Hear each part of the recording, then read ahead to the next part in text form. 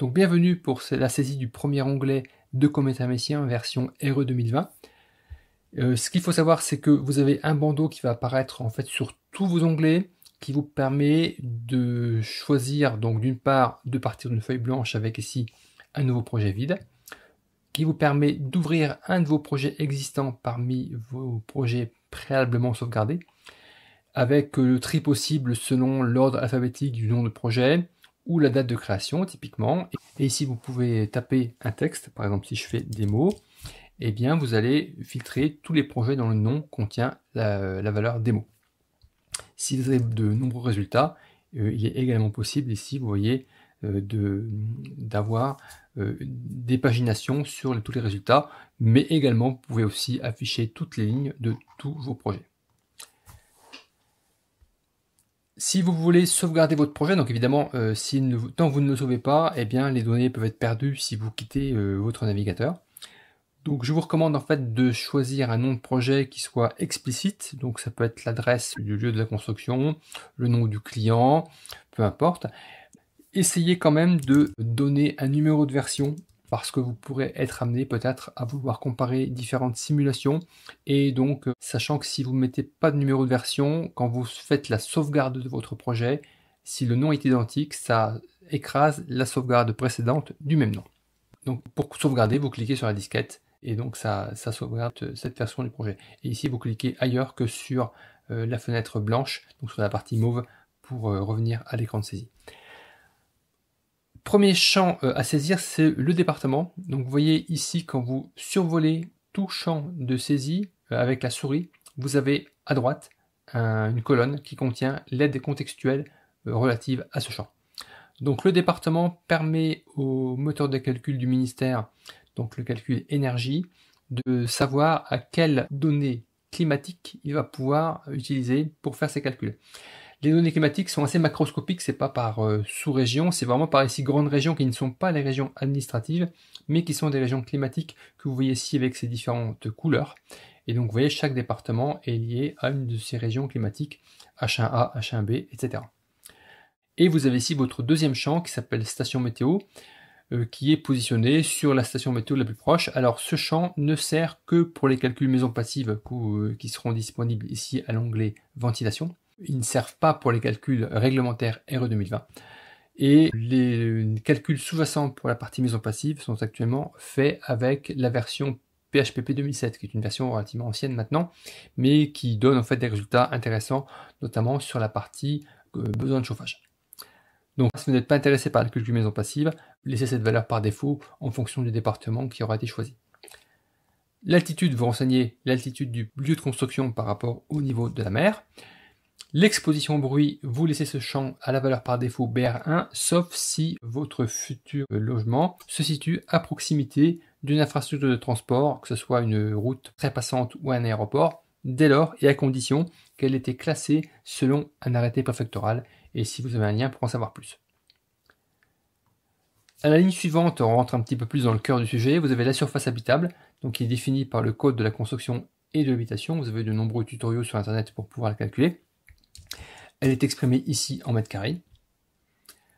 Ensuite vient le volume chauffé. Donc le volume chauffé, c'est vraiment le volume qui est délimité par les faces intérieures de l'enveloppe séparant la zone chauffée de l'extérieur et des espaces non chauffés.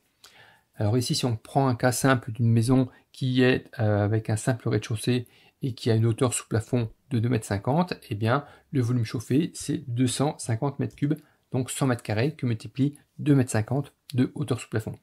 Donc il est évident que si vous avez des rampants de toiture, ce sera un petit peu plus compliqué à calculer.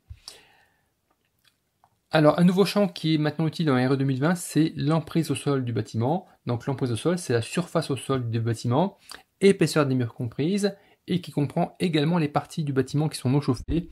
Donc vous voyez ici, telles que les garages, les terrasses si elles sont surélevées, les pergolas et les débris de toiture s'ils sont soutenus par des piliers. Donc admettons aussi que ça fasse 130 m². Et ce champ, maintenant, qui est demandé aussi, la surface des combles, dont la hauteur sous plafond est inférieure à 1,80 m. Donc là, évidemment, si vous avez des plafonds plats, que ce soit au rez-de-chaussée ou à l'étage, si vous n'avez pas de rampant sur toiture, ça sera forcément 0, donc ça dépend de votre projet. Les deux champs suivants, nombre de pièces principales et nombre de pièces d'eau, vont permettre en fait de déterminer des débits de ventilation qui seront utilisés donc à l'onglet ventilation un peu plus tard. Donc là, vous indiquez le nombre de pièces principales, donc quel est le type de votre logement, et puis ici le nombre de pièces d'eau. Alors sachant que le nombre de pièces d'eau en fait sert pour connaître le nombre de bouches d'extraction de VMC. Et en fonction du nombre de pièces principales, vous avez ici un certain nombre de choix possibles. Donc si votre configuration est listée ici, ben, c'est très simple. Si elle n'est pas listée, il faut choisir la configuration la plus proche et ajuster les débits de ventilation dans l'onglet ventilation. La hauteur intérieure totale, donc c'est la différence de hauteur entre le plancher le plus bas du rez-de-chaussée et le point le plus haut du volume chauffé. Donc là, on était sur une maison de plein pied, donc on est à 2,50 m. Alors à noter que tous les champs décimaux, vous pouvez les saisir avec des virgules ou des points, sachant que le logiciel va automatiquement transformer les virgules en points. Tirage thermique, c'est la différence de hauteur entre le plancher du rez-de-chaussée et le point le plus haut, mais de la fenêtre la plus haute. Donc là, vous avez deux exemples dans les LED en ligne. Typiquement, ça correspond à 2,15 m si vous avez une maison sans étage et 4,85 m pour une maison avec un étage. Donc là, on va rester sur 2,15 m. La hauteur par rapport au sol, c'est en fait la différence de hauteur entre le plancher du rez-de-chaussée, typiquement le niveau du carrelage, et la moyenne du sol naturel avoisinant. Attention, donc dans tous les champs de saisie, il faut bien faire attention aux unités que vous allez devoir renseigner. Donc vous voyez ici, c'est la partie qui est en gras ici. Donc là, ici sur ces champs, on doit indiquer des mètres. Les deux champs concernant l'inertie. L'inertie est une caractéristique des bâtiments qui va permettre de pouvoir stabiliser la température intérieure. C'est assez important pour les calculs de Bebio parce que c'est intéressant en hiver si vous avez une maison qui est très ensoleillée en hiver. Vous pouvez avoir des surchauffes en milieu de journée, même en hiver, parce que vous aurez beaucoup de soleil qui va rentrer. Et donc l'inertie intérieure permet d'absorber cette surchauffe pour la restituer le soir. Ici, vous voyez sur l'inertie quotidienne, on est sur donc une séquence de 24 heures. Et donc également en été, si vous rafraîchissez votre maison la nuit par ouverture des fenêtres, l'inertie permet de stabiliser et d'éviter que la température ne monte de manière trop importante en journée, notamment lors des épisodes de canicule. Donc l'inertie quotidienne, c'est sur une séquence de 24 heures, et l'inertie séquentielle, c'est sur une séquence de 12 jours.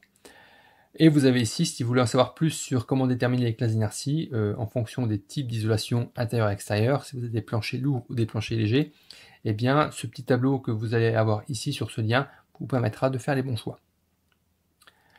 L'indice de perméabilité à l'air, donc c'est le taux de renouvellement d'air avec une dépression ou une surpression de 4 pascal qui est faite avec le test de la porte soufflante. Donc c'est un test qui est fait lors de la fin de chantier. Et donc là, quand on est au stade du Bebio et donc du dossier de demande de permis de construire, évidemment on ne connaît pas cette valeur. Donc de deux choses une, soit vous êtes un professionnel et vous savez sur la moyenne des opérations passées quel indice il est raisonnable d'attendre avec vos intervenants. Si vous êtes un particulier, donc utilisant pour votre propre compte le logiciel comme intermicien, eh bien il faut vraiment interroger votre constructeur ou vos intervenants pour savoir sur leur expérience récente quels indices ils ont pu obtenir. Sachant que ça influe beaucoup sur le Bebio. Donc si vous laissez 0,6 ou si vous visez un 0,3, bah, vous aurez des valeurs de Bebio très différentes. Donc dans le doute, vous laissez 0,6. 0,6 c'est la valeur maximale autorisée lors de la réception de fin de chantier. Des nouveaux champs ici qui apparaissent en RE 2020, donc le nombre d'occupants, donc le nombre de personnes qui vont habiter la maison. On pourrait supposer quand même que c'est le nombre d'occupants qui vont l'occuper immédiatement à la réception. Donc ici vous avez la nature géotechnique du sol, c'est un champ qui est purement informatif. Et là encore pareil, donc ce sont des valeurs qui ont été ici, des listes de valeurs qui ont été proposées par le ministère. Cela dit, maintenant, des études de terrain sont obligatoires lors de la vente d'un terrain. Donc du coup, l'étude doit pouvoir vous indiquer aussi quel type de nature géotechnique que vous devrez remplir à ce niveau-là. Pour l'assainissement, donc c'est un champ qui va servir notamment pour la partie ACV, donc en fonction de l'impact carbone de votre système d'assainissement. Et donc là, vous allez choisir si vous êtes sur un assainissement individuel ou si vous êtes connecté à un réseau de tout l'égout, auquel cas vous mettrez collectif. Sachant que si vous êtes collectif, c'est plus favorable d'un point de vue de l'étude ACV et donc sur l'indice carbone construction. Voilà pour ce premier champ et donc la suite avec la saisie des parois des murs extérieurs.